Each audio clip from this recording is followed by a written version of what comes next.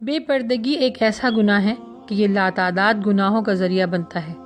چنانچہ جتنے گناہ ہیں ان سب کی بنیاد عورت کی بے پردگی، مرد کی بدنگاہی کی وجہ سے ہوتے ہیں، اور یہی گناہ آگے بڑھ کر مرد اور عورت کو بے شمار گناہوں کے اندر مبتلا کر دیتے ہیں، جس سے ان کی دنیا اور آخرت دونوں برباد ہوتے ہیں۔ تو مردوں کو چاہیے کہ وہ اپنی نگاہوں کی حفاظت کریں اور عورتیں اپنی حیت کی۔ یہ دنیا چند روز کی ہے، انسان اللہ کا حکم مان کر چلے گا یہی بہتر ہے۔ دنیا میں رب چاہی کرو گے تو آخرت میں من چاہی ملے گی۔ شرعی پردہ نہ کرنا گناہ کبیرہ ہے۔ اللہ کے نبی اپنی امت کی عورتوں کو جہنم میں دیکھ کر بہت رویا کرتے تھے۔ میری پیاری بہنوں، رسول مقبول صلی اللہ علیہ وسلم کی ایک حدیث ہے جس میں آپ صلی اللہ علیہ وآلہ وسلم نے 6 قسم کی عورتوں کے گناہ اور ان پر نازل ہونے والے عذاب الہی کو بیان فرمایا ہے۔ یہ حدیث بہت اہم باتوں پر مشتمل ہے، ان کو غور سے سنیے گا۔ ایک مرتبہ حضرت علی اور حضرت فاطمہ اللہ کے نبی کی خدمت میں حاضر ہوئے تو دیکھا اللہ کے نبی رو رہے ہیں، تو آپ نے دریافت کیا کہ یا رسول اللہ آپ کیوں رو رہے ہیں؟ تو اللہ کے نبی فرماتے ہیں کہ جس رات مجھ کو آسماں پر جنت اور جہنم کی سیر کروائی گئی، اس رات میں نے جہنم میں عورتوں کو مختلف قسم کے دردناک عذاب میں مبتلا پایا۔ ان عذاب کی ہولناکیوں کی وجہ سے میں اپنے آنسوؤں پر قابو نہیں رکھ پا رہا ہوں۔ حضرت علی نے فرمایا، ان عورتوں کو یہ کس قسم کے عذاب اور گناہ ہو رہے تھے؟ تو اللہ کے نبی فرماتے ہیں یہ 6 قسم کی عورتیں تھیں جن کے اوپر عذاب ہو رہے تھے۔ سب سے پہلی وہ عورت تھی کہ اپنے سر کے بالوں کے ذریعے جہنم میں لٹکائی گئی۔ اس کا دماغ جہنم کی آگ کی وجہ سے ہنڈیا کی طرح پک رہا تھا۔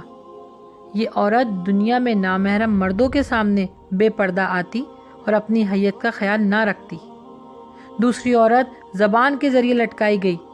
یہ وہ عورت تھی جو دنیا میں زبان دراز، بد اخلاقی اور اپنے شوہر کو تنگ کرتی تھی، لڑائی جھگڑا کرتی تھی اور ناحق اس کو پریشانی میں رکھتی تھی۔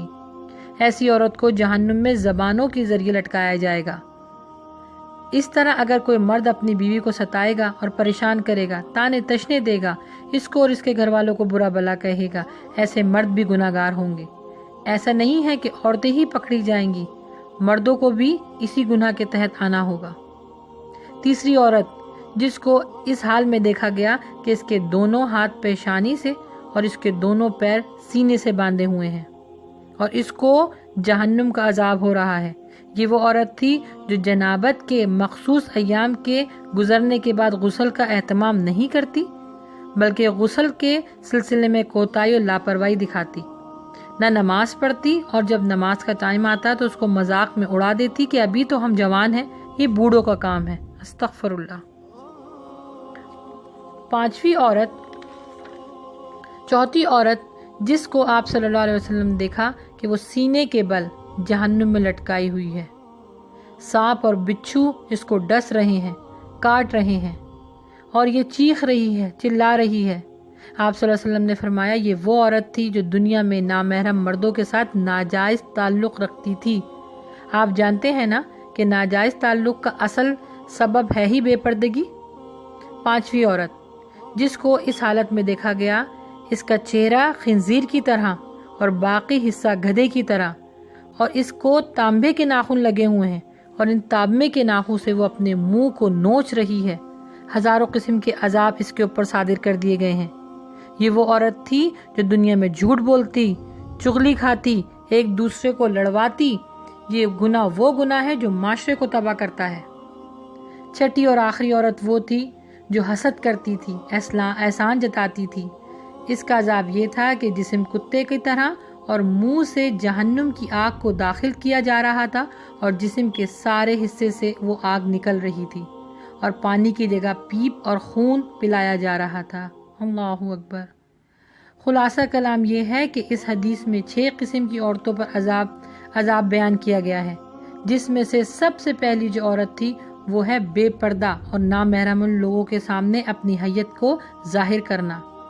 اللہ تعالی ہم عورتوں کو جہنم کی آگ سے محفوظ رکھے، کیونکہ آخرت کا حساب و کتاب اور عذاب بہت سخت ہے۔ ہمت کریں، آگے بڑھیں، شرعی پردے کرنے کا اہتمام کریں۔ اللہ تعالیٰ اپنے فضل سے، میری یہ دعا ہے ہم سب بہنوں کے لیے کہ اللہ سبحانہ و تعالیٰ اپنے فضل و کرم سے ہم تمام مسلمان خواتین کو پردہ کرنے کی توفیق عطا فرمائے، جس سے اللہ سبحانہ و تعالیٰ ہم سے راضی ہوتا ہے، ہمیں شرعی پردہ کرنے کا اہتمام کرنے کی توفیق عطا فرمائے۔ السلام علیکم ورحمۃ اللہ وبرکاتہ۔